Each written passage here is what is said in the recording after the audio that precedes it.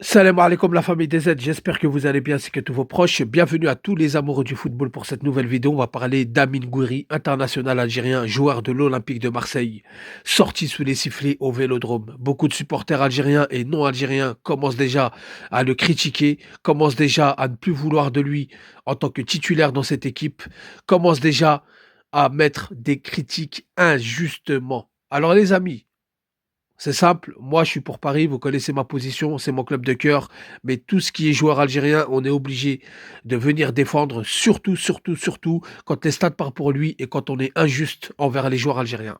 Donc Amine Gouiri, international algérien, qui est sorti sous les sifflets lors du match entre Marseille et Rennes au Vélodrome, alors qu'il a été buteur et passeur, parce qu'il a raté peut-être un but, peut-être parce ils n'ont pas encore digéré l'élimination de la Ligue des Champions, ils veulent tout lui remettre sur le dos, mais Amine Gouiri n'est en aucun cas fautif. Il a des stats qui parlent pour lui. Il a rejoint la Canebière l'année dernière, où il a fait une demi-saison de stratosphérique. Il a fait une demi-saison de malade en plantant des buts, en donnant beaucoup de points à l'OM. Même si on a un Greenwood qui est en forme, un Greenwood qui sort du lot, même si on a un Aubameyang malgré son âge qui marque des buts, mais dans les grands matchs, on n'a pas trouvé Aubameyang.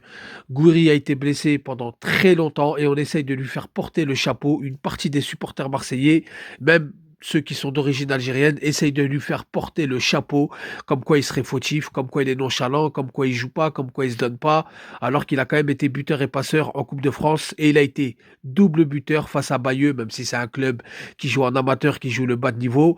Il faut aller quand même jouer, il faut aller quand même aller gagner, surtout quand on revient d'une très longue blessure. Alors les amis, les statistiques d'Amine Gouiri avec l'OM sont simples. En championnat, il a joué 11 matchs, 7 titularisations, 4 buts. Qu'est-ce que vous voulez de plus?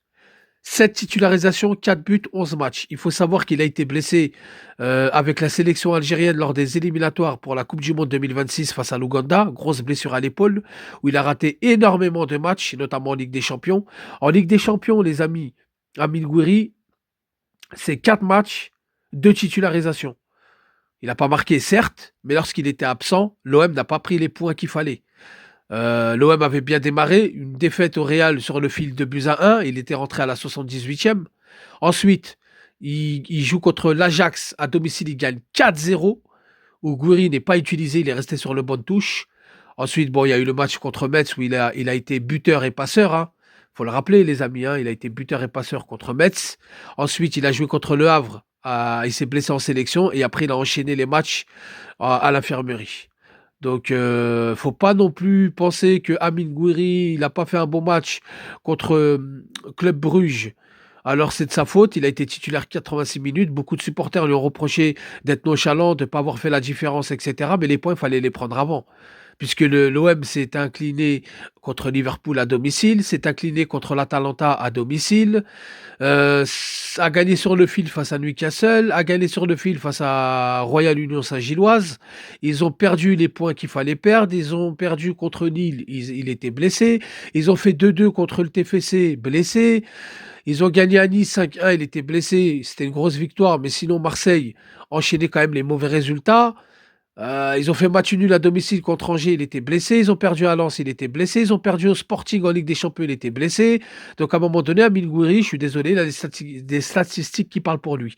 Donc pour moi, les sifflets sont injustifiés. Pour moi, les critiques sont injustifiées.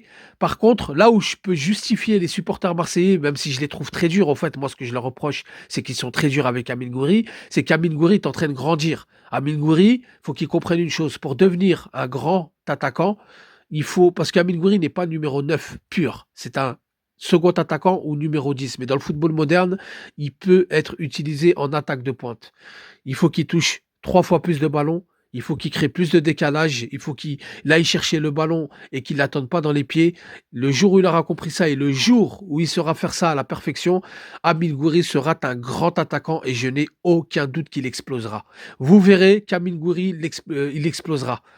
Il sait jouer dans les petits espaces, il sait jouer en remise, il sait jouer dans la profondeur. Il lui manque juste Ces petits détails, Amine Gouiri sera un très grand attaquant. Donc, les amis, Amine Gouiri à Marseille, il apporte des points, même s'il y a un Greenwood qui est au-dessus, hein, Greenwood qui est une machine de guerre, hein, Aubameyang, malgré son âge, qui plante quand même des buts, mais Amine Gouiri, encore un petit peu de peaufinage et vous allez voir le joueur que ça va sortir. En tous les cas, pour ma part, les amis, les sifflets sont injustes. Pour moi, les critiques sont trop sévères. Et on verra l'année prochaine où il est en train de goûter la Ligue des Champions. Il a goûté la Ligue des Champions, Marseille est éliminé. L'année prochaine, il va venir encore avec plus d'expérience, mieux aguerri pour accomplir une meilleure saison. Déjà, ça passera par une meilleure préparation. Donc voilà la famille, dites-moi ce que vous en pensez en commentaire. N'hésitez surtout pas à liker, à vous abonner si ce n'est pas fait. Je vous dis salam alaikum, tahiyal Jazair.